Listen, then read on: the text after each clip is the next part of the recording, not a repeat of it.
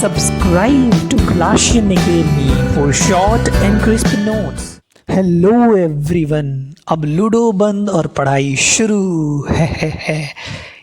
जुसेपे मजीनी नाम तो सुना ही होगा। यही है वो बंदा जिसने इटली के यूनिफिकेशन में ग्रेट रोल निभाई।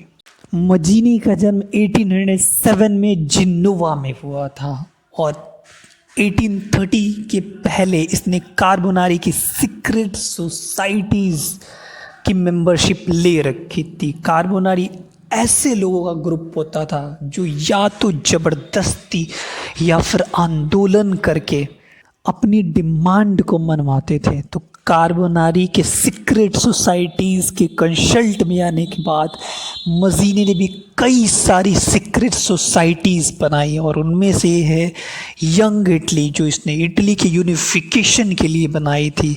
यंग यूरोप भी उसने बनाई थी। 1831 में उसे लिगुरिया से बाहर निकाल दिया गया इस आरोप में कि उसने देश में आंदोलन फैलाने की कोशिश की है। उस समय उसकी एज सिर्फ 24 साल की थी।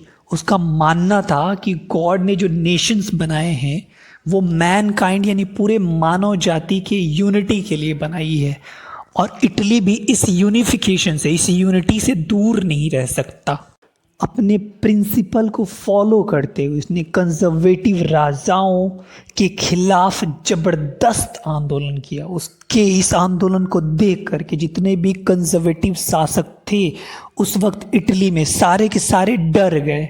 1860 में उसने यंग इटली के जितने भी यंगस्टर्स थे और लोकल पीजेंट्स को मिला करके अपनी एक टीम बनाई और साउथ और सेंट्रल इटली में जहाँ जहाँ भी स्पेनिश शासकों का शासन था हमला कर दिया। अब रिजल्ट क्या होना था? स्पेनिश रूलर्स हार गए और 1861 में विक्टर इमैनुअल II को वहाँ का राजा बनाया गया और इस तरह इटली की यूनिफिकेशन कंप्लीट हुई। तो याद रखना इस बंदे को जिसका नाम है जुसेप्पे मजीनी। अब एक क्वेश्चन आता है, राइट नोट ऑन जुसेप्पे मजीनी या फिर जुसेप्पे गैरिबॉल्डी। ये सेम क्वेश्चन एनसीईआरटी का और होप कि आप अच्छे से कर पाओगे। Thank you.